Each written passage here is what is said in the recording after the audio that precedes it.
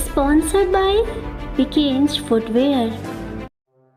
देश के माननीय प्रधानमंत्री श्री नरेंद्र मोदी जी ने एक लाइव एग्रीकल्चर प्रोग्राम के तहत देश भर के कई किसानों से वार्ता की।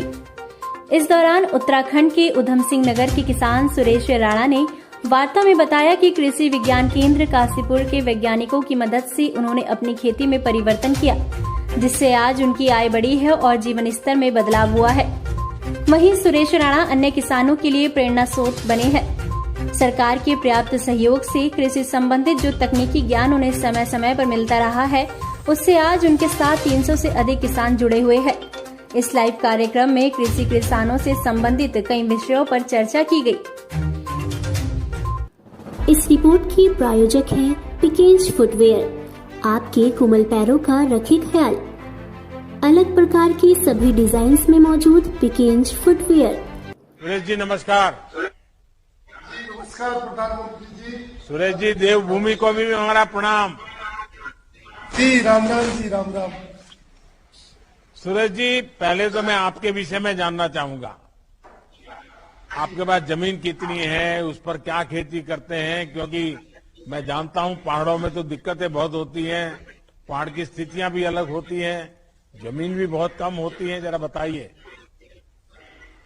जी महोदय, मेरे पास 9.5 एकड़ जमीन है, जो उत्तराखंड का तलहटी जो जिला उधम सिंह नगर है, वो थोड़ा सा प्लेन एरिया में है, तो वहां के जी प्लेन है, तो 9.5 एकड़ जमीन में वर्तमान में मैं धान, मटर और मक्का की खेती कर रहा हूं। जी मुझे बताया गया कि आपने अपनी खेती के तरीके में कुछ बदलाव किया है। ये कैसे बदलाव था और आपने ये बदलाव क्यों किया? जी महोदय, दरअसल में पहले मैं जो धान और मटर और ग्रीष्मकालीन जो धान लगाता था, उस समय मेरे को पहले हमारा यही खेती करना था, फसल चक्र अपनाने का प्रयास किया।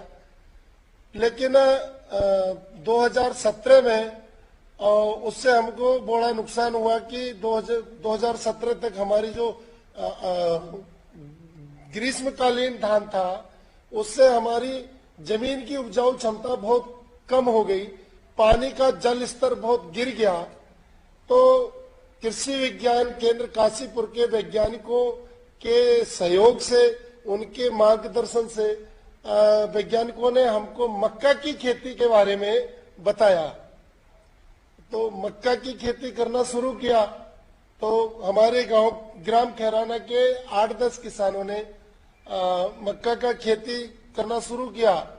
तो उसमें पहली बार प्रति एकड़ 35 कुंटल पैदावार हुई, और जो मक्का के जो पेड़ जो शेष पेड़ बचे थे अवशेष, उनकी जुताई करने से हमारी जमीन की उपजाऊ क्षमता बढ़ी, पानी का जल स्तर भी हमारा बढ़ा, और जो खरीफ में जो धान लगाते, बरसात में जो धान लगाते थे, उसमें हमारे धान लगाने से हमारी उपज बढ़ी।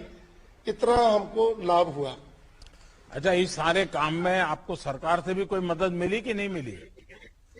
सरकार में महोदय जी, सरकार का सहयोग पर्याप्त रहा।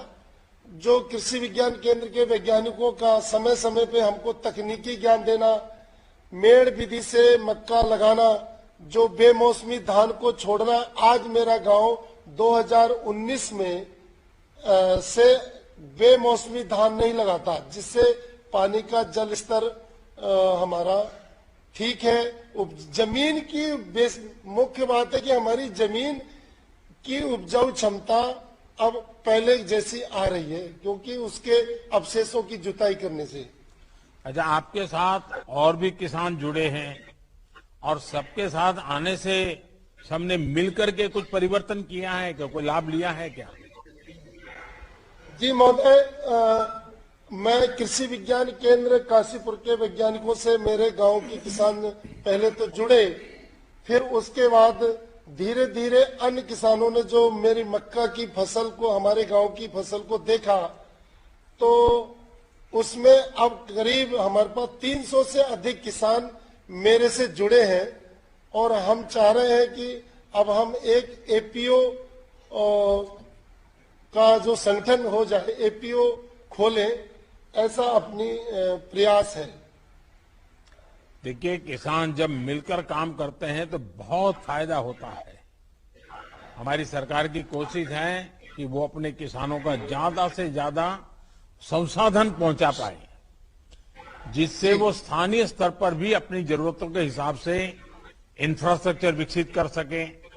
हमारे देश का किसान जो मिट्टी से सोना उगाता है, उसे संसाधन मिल जाए तो क्या कुछ नहीं कर सकता है। हमारा प्रयास है कि देश के हर गांव में किसानों की मदद से उनकी जरूरत का इंफ्रास्ट्रक्चर विकसित हो। हम इसी कोशिश में लगातार लगे हैं। मेरी उत्तराखंड के सभी किसानों को भी बहुत बहुत शुभकामनाएं। मुझे बहुत अच्छा लगा आपके सारे विचार सुनकर के। बहुत बहुत धन्यवाद आपका। पिकिंज फुटवेयर के डिस्ट्रीब्यूटर बनने के लिए आज ही संपर्क करें 9811655770 पर।